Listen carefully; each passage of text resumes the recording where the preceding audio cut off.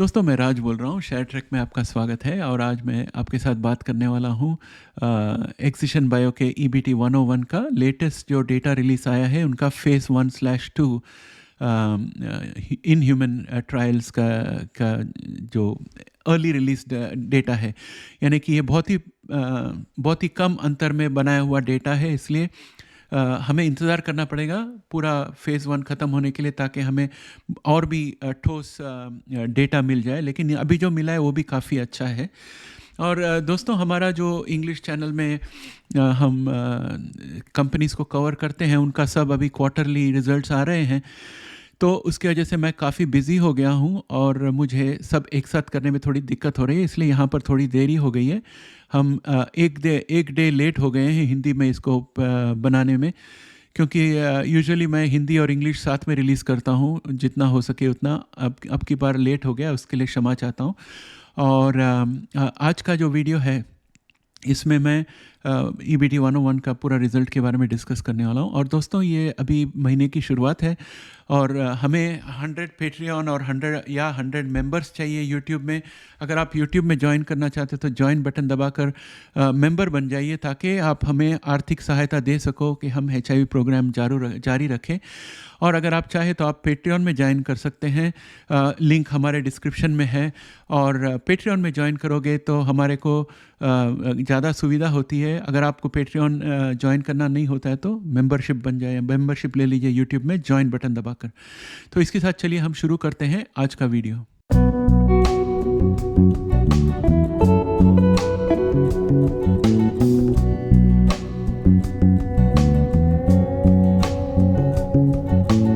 तो दोस्तों हमारे पास बहुत ही अच्छी खबर है आज, और वो खबर ये है कि EBT 101 जो है उसका फेज़ 1/2 ट्रायल जो है उसमें जो डेटा निकली है काफ़ी अच्छी निकली है।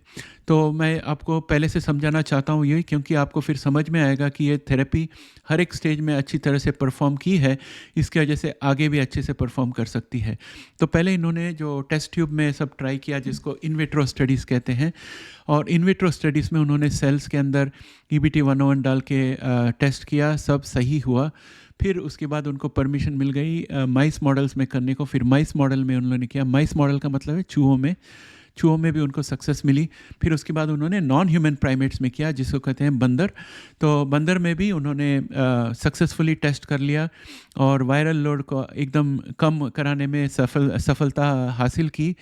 और उन्होंने टेस्ट करके भी देखा कि सचमुच एडिटिंग होता है कि नहीं, और उन्होंने एविडेंस पाया कि एडिटिंग होती है। और जब बंदरों पे उन्होंने टेस्ट किया तो सिर्फ 2 बंदर में थोड़ा साइड इफ़ेक्ट आया था, और वो साइड इफ़ेक्ट फिर बाद में जांच करने के बाद पता चला EBT 101 की वजह से नहीं थी। एक बंदर को लंग्स में पानी जमा हो गया था, वो फिर पता चला कि वो उसको जो एनेस्थेटिक्स यूज़ किया था वो एनेस्थेटिक की वजह से वो साइड इफ़ेक्ट हुई थी। तो जब बंदर को तकलीफ़ हुई तो तुरंत उन्होंने ट्रीटमेंट बंद कर दिया था। तो फिर एक बार वो बंदर ठीक हो गया तो फिर उस पर वापस ट्रीटमेंट किया दूसरा एनेस्थेटिक के साथ, और बंदर को कोई प्रॉब्लम नहीं हुई। तो इसका मतलब है EBT 101 की वजह से प्रॉब्लम नहीं हुई थी। दूसरे एक बंदर को जहाँ पर इन्फ्यूजन किया था वहाँ पर थोड़ी खरोच आ गई थी चमड़े में, उसके अलावा कोई और प्रॉब्लम नहीं हुआ था, और सब में लो वायरल काउंट हो गई थी।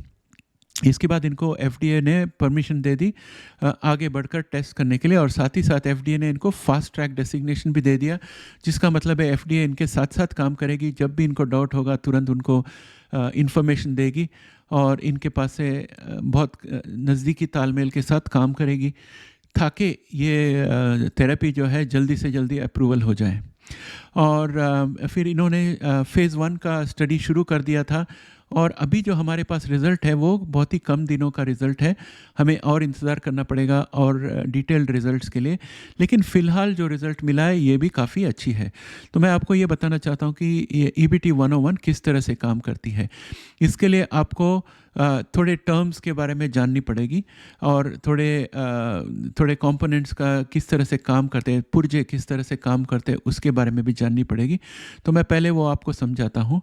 ये जो थेरेपी है ये क्रिस्पर वाली थेरेपी है। क्रिस्पर का मतलब है एक तरह का मॉलिक्यूल है जो डीएनए को कट कर सकता है, उसे हम क्रिस्पर कहते हैं। आपको अगर क्रिस्पर के बारे में डिटेल जानकारी चाहिए तो मैं ह्यूमन इम्यून सिस्टम के बारे में जो सीरीज़ बनाई है उसको आप चेक करिए, वहाँ पर ज़रूर आपको मिल जाएगा कि डीएनए क्या होता है, आरएनए क्या होता है और क्रिस्पर क्या है। तो क्रिस्पर जो है वो एक मॉलिक्यूल है जो अगर उसे डीएनए के ऊपर रखे तो जहाँ पर उसे रखा गया है वहाँ पर वो डीएनए को कट कर देगा। और आरएनए जो है उसमें तरह तरह की होती है। टीआरएनए होती है, एमआरएनए होती है। एमआरएनए जो है वो रेसिपी होती है प्रोटीन की। टीआरएनए जो है वो एमआरएनए को रीड करके प्रोटीन बना सकती है। तो उसी तरह से जीआरएनए करके एक है, उसको गाइड आरएनए कहते हैं। गाइड आरएनए जो है उसके पास एक एड्रेस होता है डीएनए के ऊपर का जहाँ पर वो जाके चिपक जाएगा। तो गाइड आरएनए का काम है कि क्रिस्पर को ले जाना और डीएनए के ऊपर सही जगह पर रख देना ताकि क्रिस्पर डीएनए को वहाँ पर कट कर सके। तो आप समझ लीजिए गाइड आरएनए जो है वो पोस्टमैन है और क्रिस्पर जो है वो लेटर है। तो पोस्टमैन लेटर को ले जाके सही घर पे डाल देता है, उसी तरह गाइड आरएनए जो है क्रिस्पर को ले जाके डीएनए में सही जगह पर रखती है ताकि वहाँ पर वो कट कर सके। और EBT-101 की थेरेपी में एक नहीं 2 गाइड आरएनए है क्योंकि उसे 2 जगह पर कट करनी है। तो ये 2 जगह जो है वो दोनों HIV वायरस के ऊपर ही है। आपको तो पता ही है कि मैंने पिछले मेरे वीडियोस में भी कई बार बताया हूँ कि किस तरह से HIV जो है CD4 T सेल के अंदर जाने के बाद उसका RNA जो है वो अपना ही एक कॉपी बना लेता है, कम्प्लीमेंट्री कॉपी, और दोनों ज्वाइन होके HIV के DNA बन जाती है और वो DNA जो है वो इंसान के DNA के अंदर शामिल हो जाती है। तो जब इंसान के DNA के अंदर HIV शामिल हो जाती है तो वो लेटेंट वायरस बन जाती है, क्योंकि आपका जितना भी ART जारी रहे इसके ऊपर कोई हानि नहीं होती है। और जब ART बंद हो जाता है तो इसके अंदर से जो वायरस का कॉपीज़ बाहर आती है वो ब्लड में HIV वायरस का लोड, HIV RNA का लोड बढ़ा देती है। तो उसकी वजह से HIV जो है उसको निकालना बहुत मुश्किल पड़ता है। EBT-101 जो है वो हमारे CD4 T सेल के अंदर जो HIV का वायरस बैठा हो उसको जाके कट करता है। तो वो कट किस तरह से करता है ये इसको जानने के लिए मैं पहले लेवल में आपको ये बता दूं कि ये HIV वायरस को हमारे DNA के अंदर जाके HIV वायरस को 2 जगह पे कट करता है HIV वायरस के अंदर। अभी ये समझने के लिए आपको और थोड़ी टर्म्स की जानकारी रहनी चाहिए। एक जानकारी है 3rd प्राइम, एक जानकारी है 5th प्राइम। 3rd प्राइम जो है वो अगर DNA का स्ट्रिंग इस तरह से जाता है तो 3rd प्राइम यहाँ होता है और 5th प्राइम यहाँ होता है। तो 5th प्राइम के बाद वापस 3rd प्राइम आएगा और एक 5th प्राइम आएगा, उसके बीच में पूरे न्यूक्लियोटाइड्स रहेंगे।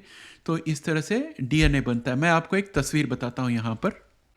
तो दोस्तों ये एक डायग्राम मैंने बनाया है आपको समझाने के लिए, कॉन्सेप्चुअल डायग्राम है। आप यहाँ जो ब्लू और रेड, येलो और ब्लैक देखते हो ये सब जो है ये न्यूक्लियोटाइड्स है ACTG।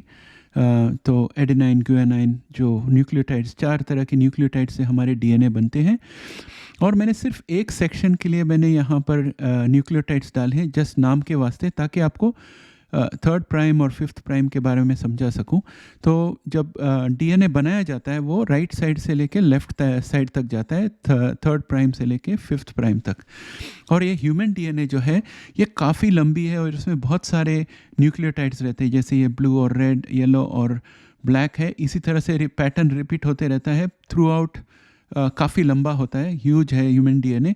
लेकिन ह्यूमन DNA के अंदर एक सेक्शन में HIV वायरस का प्रो वायरल DNA यहाँ बैठा रहता है जो लेटेंट HIV कहलाता है, क्योंकि इसमें से ही नए नए वायरस के कॉपी बन के हमारे CD4 सेल से बाहर निकलते हैं। और जब एंटीरेट्रोवायरल बंद हो जाता है तो वापस री इन्फेक्शन यहाँ से शुरू होता है। तो उसकी वजह से इसको लेटेंट HIV पूल में गिना जाता है। और EBT-101 जो है वो गाइड RNA को लेकर क्रिस्पर को यहाँ भेज देती है 5 प्राइम के पास एक कट लगाने को और 3 प्राइम के पास एक कट लगाने को।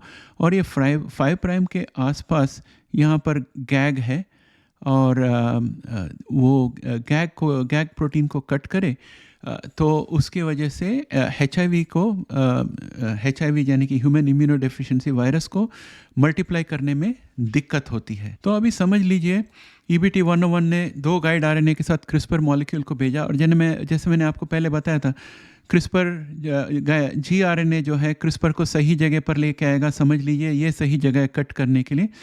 तो यहाँ पर आके HIV वायरस को क्रिस्पर एक कट कर देगी। फिर दूसरा गाइड RNA जो है वो क्रिस्पर को ले जाएगा यहाँ पर, और ये जो HIV वायरस का जो DNA है, प्रो वायरल DNA, हमारे DNA के अंदर जो बैठा है, उसको यहाँ पर वो कट कर देगा। तो अगर उसने यहाँ पर कट कर दिया तो हमारे पास अभी कितने टुकड़े होंगे? 3 पीसेस होंगे, और वो कुछ इस तरह से कट दिखाई देगा, जहाँ पर थोड़ा HIV का जो न्यूक्लियोटाइड्स है वो हमारे DNA में रह जाएगा दोनों तरफ, लेकिन बीच में से एक बड़ा हिस्सा कट हो जाएगा और ये अलग निकल जाएगा और ये नाश हो जाएगा शरीर के अंदर, ये कुछ कर नहीं पाएगा और ये ख़त्म हो जाएगा। फिर बाकी के जो सेक्शंस पड़े हैं, ये सेक्शन और ये सेक्शन, ये दोनों बाजू में आके जुड़ जाएंगे कुछ इस तरह, जहाँ पर आप देखोगे कि ये जो HIV का जो कट किया हुआ पोर्शन है DNA का, वो अलग निकल गया और ऊपर हमारा ह्यूमन DNA जो है वापस जुड़ने के लिए जा रहा है। ये जो गैप है इसमें ह्यूमन DNA ऑटोमेटिक रिपेयर करके ये दोनों को जॉइन कर देगा, और इस तरह से EBT-101 के ऑपरेशन के बाद जो सेल के अंदर जो ह्यूमन DNA है वो पूरी तरह से रिपेयर हो जाता है और नॉर्मल तरह से जुड़ जाता है। यहाँ पर मैंने आपको अलग अलग कलर्स नहीं बताया क्योंकि वो डायग्राम बनाने को काफ़ी टाइम लगेगा। सिंपल में बताया है, आप समझ लीजिए इसमें 2-2 न्यूक्लियोटाइड्स रहेंगे हर एक लाइन में, अलग अलग कलर के, जैसे मैंने पिछले बताया था। तो ये अपना जो रिपेयर्ड ह्यूमन DNA होगा, इसमें थोड़ा सा HIV का भी पोर्शन बाकी रहेगा जो कटा नहीं था, लेकिन जो कट गया था HIV प्रो वायरल DNA जो अभी नाश हो गया है, उसमें गैग प्रोटीन थी और LTR थी। और गैग प्रोटीन का काम है कि HIV का वो शेल जो है जिसके अंदर वायरस का RNA रहता है, उस शेल को बनने से रोकना। तो गैग प्रोटीन को नाश करने की वजह से वो शेल बन नहीं सकता ठीक से, उसकी वजह से वायरस अच्छे से बन नहीं सकती। और LTR को निकालने की वजह से वायरस जो है उसको रेप्लिकेशन करना मुश्किल पड़ जाता, यानी कि RNA जो HIV का RNA है उसका डुप्लीकेट बनाना मुश्किल पड़ जाता, और जो वायरल DNA अगर बन गया हो तो उसको ह्यूमन DNA के अंदर डालना मुश्किल पड़ जाता, क्योंकि उसके लिए सब LTR की ज़रूरत रहती है। अगर LTR और गैग नहीं रहेंगे तो HIV की जो मल्टीप्लाई होने की क्षमता है वो बंद हो जाएगी, यानी कि जो बाकी के बचे हुए न्यूक्लियोटाइड्स है HIV के हमारे DNA में, वो जो है वो कॉपी नहीं बना सकती खुद की, और सेल के बाहर आके वायरल लोड को बढ़ा नहीं सकती। तो इस तरह से EBT-101 काम करती है। और इन्होंने 3 इंसानों के ऊपर ये टेस्ट किया था और तीनों में बहुत अच्छा रिज़ल्ट आया है इनको। मैं ये जल्दी में वीडियो बना रहा हूँ, लेकिन मैं उनका जो डेटा रिलीज़ है उसको मैं स्टडी करके दोबारा मेरे ख्याल से 10-12 दिन में एक डिटेल में वीडियो बनाऊंगा, जिसमें वो एग्जैक्ट चीज़ क्या है वो सब मैं इन्फॉर्मेशन बताऊंगा कि एग्जैक्टली क्या हुआ, क्या लोड था और कितने दिन तक वो लोग टेस्ट में रखे, वो सब मैं डिटेल बताऊंगा। ART जारी थी कि ART बंद थी, वो सब मैं बाद में बताऊंगा, मुझे स्टडी करना पड़ेगा उसके लिए। लेकिन ये जो लोगों पे उन्होंने टेस्ट किया तो उनका जो ब्लड है उसमें उन्होंने डिटेक्ट करने की कोशिश की कि जो टुकड़े उन्होंने काटे HIV के, उन्हें पता था कहाँ से काटे हैं, तो 2 पीसेस उनको दिखने चाहिए थे अलग अलग, तो उनमें से एक डिटेक्ट हो गया, 3 पीसेस दिखने चाहिए थे, उनमें से एक डिटेक्ट हो गया, 2 डिटेक्ट हो गए और एक डिटेक्ट होना मुश्किल पड़ रहा था, क्योंकि वो जो डिटेक्ट नहीं हो पाया वो जो डिटेक्ट हुआ है उसके ही समान है, तो उन्हें पता नहीं चला कि कौन सा होगा। तो फिर भी उनका EBT-101 का कहना है कि ये जो 3 पोर्शन है उसमें से एक भी कट अगर सफल हो गई हो तो HIV आगे नहीं बढ़ सकता। तो ये है लेटेस्ट रिज़ल्ट EBT 101 का, और इन्होंने एक कॉन्फ्रेंस में ये डिटेल रिलीज़ किया था। और मैं हमारे व्यूअर्स को बहुत धन्यवाद देना चाहता हूँ, क्योंकि मेरा ध्यान EBT 101 से हट गया था, क्योंकि मैं जेफ गैल्विन के साथ इंटरव्यू करने के पीछे पड़ा था, और साथ ही साथ हमारे जीनोमिक कंपनीज़ के थर्ड क्वार्टर के रिज़ल्ट्स आ रहे हैं, तो वो सब में मैं थोड़ा बिज़ी हो गया था। लेकिन हमारे 2 सब्सक्राइबर्स लोग हैं, जो मेंबर्स भी हैं एक, जिन्होंने हमें डिटेल में बताया कि भाई रिलीज़ हो गया है डिटेल। और मैंने उनको पूछा कहाँ पर है, तो उन्होंने हमें वेबसाइट में बताया, क्योंकि हम जहाँ कॉन्फ्रेंस था वहाँ पर जाके ढूंढ रहे थे, और वहाँ पर तो कॉन्फ्रेंस में मेंबरशिप लेनी पड़ती, फिर जाके मिलता, तो इसलिए मैंने रोक रखा था। लेकिन हमारे एक मेंबर ने हमें बताया कि एग्जीशन का वेबसाइट जो है उसी में है, तो वहाँ से मुझे एक्सट्रैक्ट मिल गया है। अभी मैं डिटेल स्टडी करूँगा और आपको दोबारा एक और वीडियो बना के ले आऊँगा। तो मोटा मोटा सब मिला के हम ये कह सकते हैं कि EBT 101 जो है वो प्री क्लिनिकल ट्रायल में बहुत सक्सेसफुल रहा, माउस में भी बहुत सक्सेसफुल रहा, बंदरों में भी बहुत सक्सेसफुल रहा, और इसी तरह इंसानों में भी। फ़ेज़ 1 जो है सेफ्टी के लिए होती है, ये फ़ेज़ 1/2 क्लिनिकल ट्रायल थी। इसका मतलब है सेफ्टी के अलावा फ़ेज़ 2 में जो डोज एस्केलेशन और एफिकेसी का टेस्ट होता है, उसमें से कोई कंपोनेंट्स इस फ़ेज़ 1 में इन्होंने शामिल किया, इसलिए इसको फ़ेज़ 1/2 क्लिनिकल ट्रायल कहते हैं। तो एग्जीशन काफ़ी तेज़ी से आगे बढ़ रहा है, और इंसानों में जो उन्होंने टेस्ट किया उसमें उन्होंने ये पाया कि वायरल लोड काफ़ी कम रह गया है, और उन्होंने ये भी पाया कि इंसान के शरीर के हर एक कोने कोने तक EBT 101 पहुंचा। तो इसका मतलब है कि वो EBT डिस्ट्रीब्यूट करने का जो साधन है इनका, एडेनो एसोसिएटेड वायरस, वो सभी जगह EBT को पहुंचा दिया। इसका मतलब है कि जहाँ जहाँ HIV छुपा होगा वहाँ तक EBT पहुंच सकता है। और फिर इन्होंने ब्लड टेस्ट में भी करके देखा कि वो जो HIV का जो जीनोम है उसको कट किया था, उसका एविडेंस के लिए, तो 3 पीस एविडेंस चाहिए थे, उसमें से 2 उनको दिखाई दिए, तीसरा नहीं दिखाई दिया, क्योंकि तीसरा को ढूंढना काफ़ी मुश्किल है उसके वजह से। लेकिन अगर वो तीसरा पीस भी अगर पहला 2 पीस की तरह वो कटा हुआ होगा तो बहुत ही ज़्यादा इफ़ेक्टिव होगा। और एक्जिशन का कहना है कि एक भी कट हुआ हो तो भी HIV आगे नहीं बढ़ सकता। और दोस्तों मुझे हालांकि एक्जिशन इसे फंक्शनल क्योर कहता है, लेकिन मुझे लगता है कि ये जो है स्टेरलाइजिंग क्योर बन सकता है, क्योंकि अगर ये लेटेंट HIV को जाके एडिट करता है तो इसका मतलब है कि ये स्टेरलाइजिंग क्योर हो सकता है। लेकिन एक्जिशन जो है वो बहुत केयरफुली सब कुछ बताएगा। ये तो अभी बहुत कम 48 डेज़ के आसपास का डेटा है, हमें 1 साल का डेटा चाहिए, तो काफ़ी टाइम है उसके लिए। मुझे यकीन है कि जब लंबे तौर का डेटा देखेगा एक्जिशन, तो बोल सकता है कि ये स्टेरलाइजिंग क्योर हो सकती है। एक चीज़ का मुझे शंका है कि क्या ब्रेन में जो मैक्रोफेजेस हैं वहाँ तक ये पहुँचती है, तो डिटेल रिपोर्ट में मैं पढ़ के देखूँगा। अगर वो इन्फॉर्मेशन है तो यकीनन ये स्टेरलाइज क्योर होने की क्षमता रखता है। ये मेरा पर्सनल ओपिनियन है, एक्जिशन ने ऐसा नहीं कहा है, और एक्जिशन ऐसा तब कहेंगे जब उन्हें डेटा दिखाई देगा, और मैं वो भी इन्फॉर्मेशन आपको ले आऊँगा जब वो होगा। तो दोस्तों इसके साथ मैं वीडियो यहीं समाप्त करता हूँ, और आपसे दोबारा एक बार आग्रह करता हूँ, आज महीने का शुरुआत है, हमें 100 मेंबर्स या 100 पेट्रियंस चाहिए।